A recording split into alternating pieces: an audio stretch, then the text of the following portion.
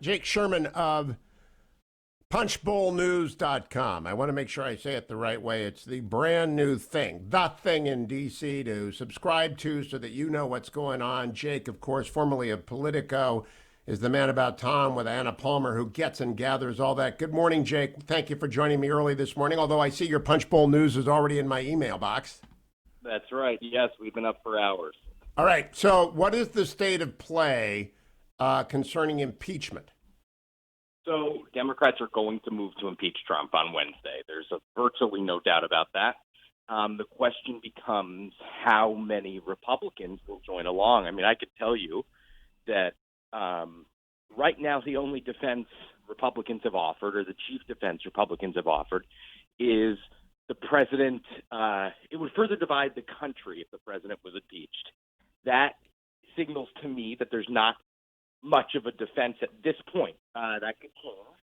Kevin McCarthy is holding a conference call today, so we'll have to see what he says on there. But I would imagine, no matter what McCarthy says, there will be 10 or so or more Republicans who vote for impeachment. Have you heard, Jake? My argument is it's unconstitutional. The plain reading of the statement include impeachment to remove from office. He will be out of office.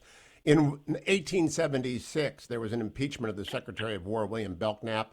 And it continued after he was out of office, but he was acquitted largely as a result of the doubt as to the jurisdiction of the Senate post his exit from office. Have you heard anyone discussing the fact it lacks due process, it lacks constitutional basis? No, and I can tell you that there will be, if they continue this out of, when Trump is out of office, I could imagine Republicans voting to prevent him from running again. I just think that is I don't know if it's a likelihood, but it's certainly a very strong possibility. You know, I think Mitt Romney, who I know pretty well, is a constitutionalist, a very serious guy about the Constitution, and I believe he will. People are counting him as an impeachment because he dislikes Trump so much. I think he'll read the Constitution and say on the plain face of it, it's not supposed to apply to people who have already left office. That's why there were no proceedings against Nixon, Jake. That's before your time, but after he left, he might have been criminally prosecuted for a variety of things, thus the pardon. But there was no attempt to impeach him because it's on the plain face of the statute. Are there any Democrats who are opposed to impeachment? It doesn't seem so at this point. Eleanor Holmes Norton of the District of Columbia, the non-voting representative in the District of Columbia, has floated the idea of a censure, which obviously would pass the House, I would imagine, very overwhelmingly, and would likely pass the Senate, I would guess, even with Republicans in control or nominally in control. But I haven't heard anybody say that. A censure is completely constitutional, by the way, for people listening to me. That could pass, and I imagine would have what he did was quite reckless. Whether or not... Yeah, listen, I was there, and I could tell you that I was in the Capitol. I wasn't at the rally. I could tell you that was one of the more... And it's actually, this is the rare instance, one of the rare kind of calamities or crises that gets scarier as time goes on, now that we've learned more about both the intelligence failure and the policing failure, the security failure, and now that we see images from that day, it actually gets worse as time goes on. And I'm telling you, I think this and I'm in the Capitol literally every day and have been every day for the last 11 years with very rare exception. I could tell you that we narrowly missed what would have been a massive massacre. No, it's the second time. It's the second time the Congress has averted multiple deaths. 9/11, when the plane went down in Pennsylvania, and had some of the radicals reach the Senate chamber. I have no doubt they were dead. Now, Tom Cotton had armed himself, Jake. Are you aware of that fact? I'm not aware of that specifically, but I am aware of the fact that several members of the House have said they were armed. And listen, the Capitol is a pretty militarized place in the sense that Capitol Police, especially in the Senate and the House, because Nancy Pelosi and Chuck Grassley both have details that include an automatic weapon that is stashed in a backpack because they're both constitutional officers and they feel like they need that, and they rightfully do need that. So, I mean, listen, the radicals the mob did reach the Senate floor, but luckily, thank God, the Senate was gone. Thank God they had taken him out of there and moved him to a safe room. I was not moved, and I'm not a priority, but I work in a gallery on the House side on the third floor. I wasn't evacuated until about 5 o'clock or 4 o'clock or something like that because it was not safe to get us, and we were sitting ducks. And I'll tell you, I was lucky. We all got very lucky. I spoke to members of Congress who were scared to death, and rightfully so. It is a mob.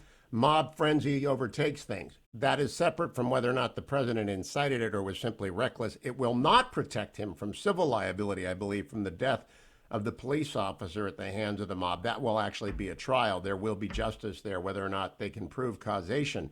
But Jonathan Turley has argued that if you do this, you are going to make liable every official who gives a speech that is followed in any way by violence, whether or not connected to the speech, Jake.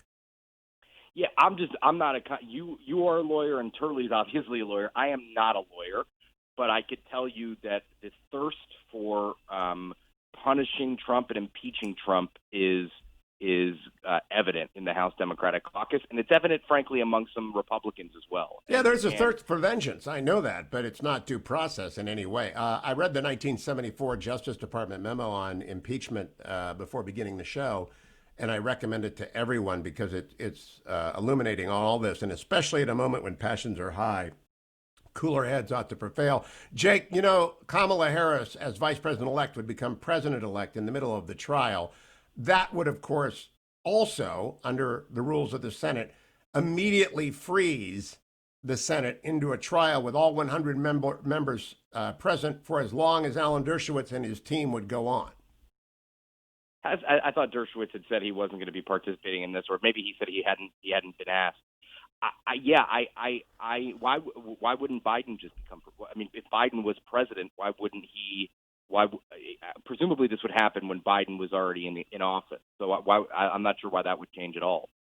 Because the vice president presides over the Senate, because it does not appear that the Chief Justice would preside over a former president's trial. Gotcha. So she would be the presiding officer. There's so many confusing things here which make it an absolute nightmare. But in any event, the Senate has to move to it immediately, and it goes on to as you recall from last year's impeachment, to the exclusion of all other business. And doesn't Joe Biden want a running start? Yeah, listen, that's the big question for Democrats. There's also a lot of people beginning to talk about the 14th Amendment, Section 3, which you know well, which indicates that anybody who, I don't know what the exact language is, you probably do. We put it in our newsletter this morning, that fomented an insurrection would not be able to be in the House or the Senate or the presidency.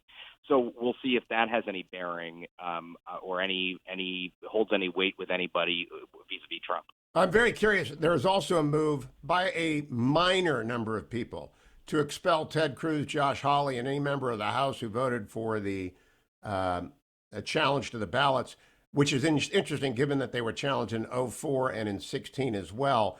I think any Republican who does that is committing political suicide, and it's also a scar on the Constitution. But where does that stand, Jake?